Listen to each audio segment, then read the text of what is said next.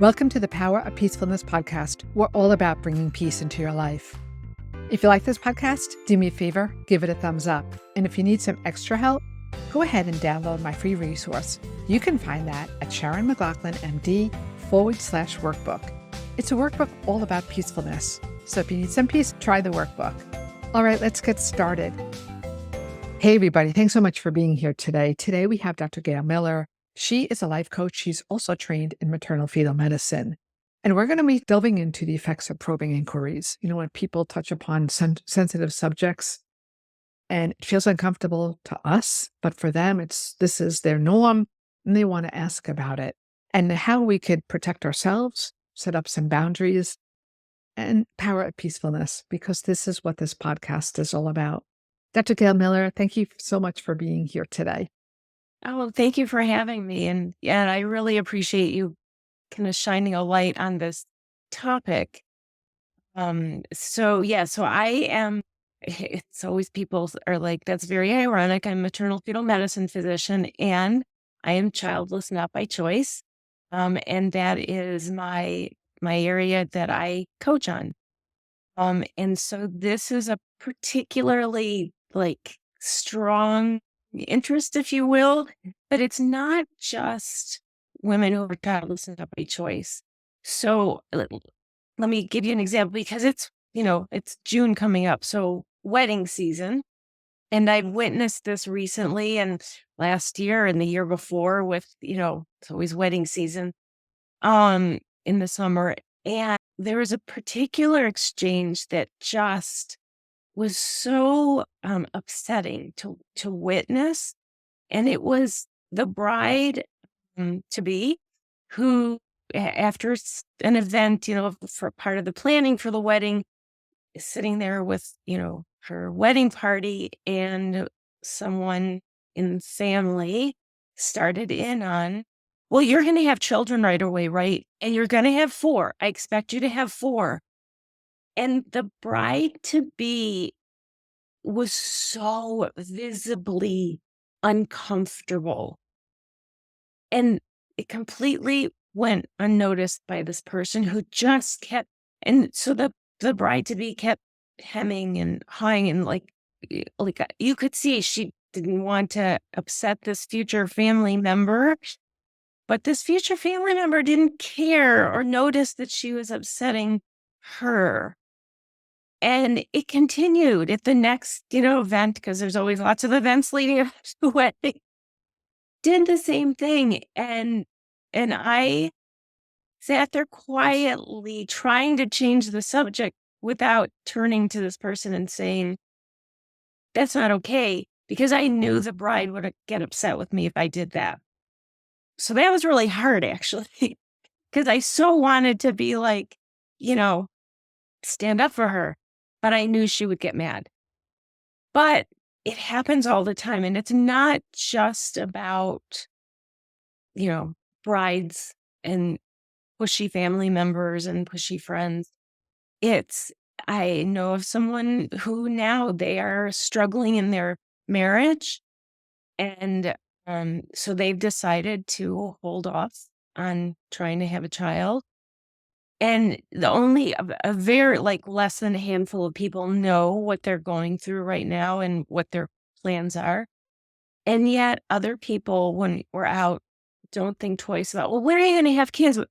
When are you going to have kids? You should have kids. Why? You've already been married for so long. And it's really triggering for them because they're struggling in their relationship and they're holding off now because of this. And so to have people say these things and ask them these questions is so harmful.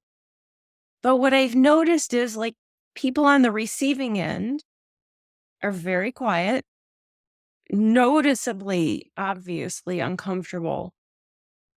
But at the very few who will speak up and say, I don't want to talk about it, the people asking the questions and making the comments get upset.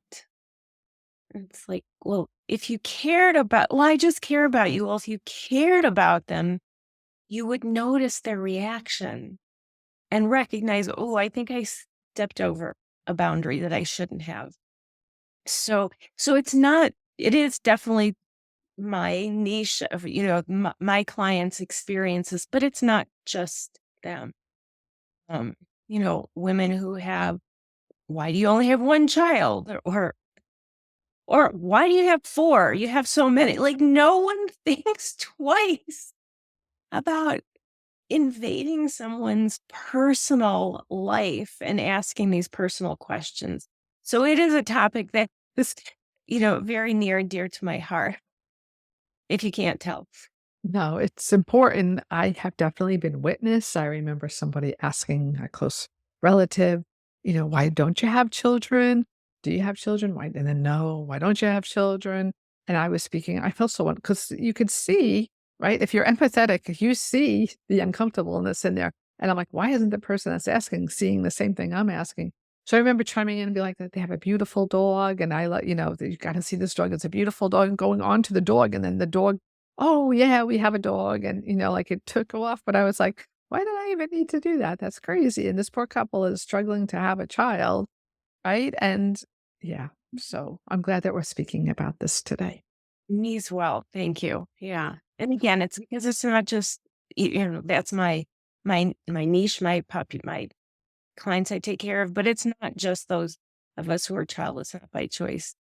For some reason, people think the number of kids somebody else has is their business. And everything else too, right? People always have something to say. Yes. So let's unpack this a little bit. We had spoken a little before this podcast, and you had mentioned, as the person questioning, maybe have some empathy. What is your advice for the person that's asking these questions? If this resonates, like, oh, I've asked this question before, what would be your message to them? So my message would be, first step back and recognize, what is your real intention for asking this? And if it's because you want to know, that's step back and stop and don't ask. If it's because you think you're showing caring, again, step back and recognize, this is like, having a child is one of the most personal things in the world, like most intimate. And so why do you think that it's okay to ask that? Now, there are some people who are very open about it and talk about it and don't have, and that's fine. But know your audience. And what I say to a relative of my husband, I don't actually say it, but in my head, I'm thinking, when she pulls this, read the room, look at the response you're getting, step back and stop just thinking about what you want to know, and really pay attention to the person you're asking this of and how are they reacting. And so that is really the first thing, is to step back and think about your intentions for this. And if you truly are, like, to you, it's showing caring, then really pay attention to how that person is reacting to you asking. And when you see that, and you keep pushing because they're not answering, that should be a clue to you, to say, "Oh, I'm sorry, I'll stop." Yeah. Sometimes I think people are just trying to make conversation, Yeah. but nonetheless, you have to read the room, like you mentioned, and definitely read the person you're speaking to. Yeah. Yeah. So that is my number one, is really start out with, what is your intention? And if it is because, like, you don't know what to say, turn to the weather. I mean, that's a cliche, but It's true. You can't go wrong there. Politics, you can go wrong. Religion, you can go wrong.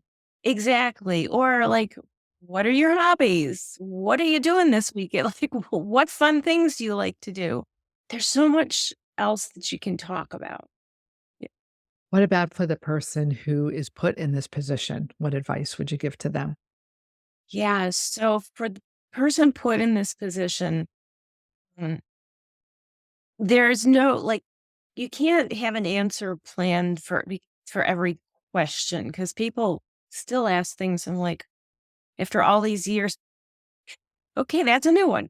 Um, but there are certain answers that you can give that are general, that will fit in most cases. And in most cases, will give the person a clue. Oh, I need to stop. So I always say to say things like, respond with things like, that's personal. Um, I don't want to talk about it. That's not something I want to talk about now. But really, what's key is not just to have that in mind, but what's key is to practice it ahead of time. Because in the moment, when you get stressed, Uh-huh. most people can't think, Right. I right? agree. Deers in headlight and taken back for sure. Yeah, exactly. So I always tell people visualization because look, Olympic athletes, professional athletes, they do visualization and it is effective. We know it's effective. So I teach my clients to really put themselves in that position. Like, you're going to whatever, Aunt Libby's house. Imagine yourself walking, getting in the car to go there, getting out of the car, every step in, and then, every step in what you do with your coat, purse, whatever. Imagine every detail up until and including Aunt Libby asks you, why don't you have children? Or why do you only have one child? Right. So we all know those relatives and the things that they're going to say. And then practice it in your mind, visualizing, saying out loud, that's personal. And then the other part of it is to always have some topics of conversation, 2 or 3 in your mind that you want to talk about and that are inclusive. Because what this does, when people ask these questions, it also kind of outsiders you from the rest of the group.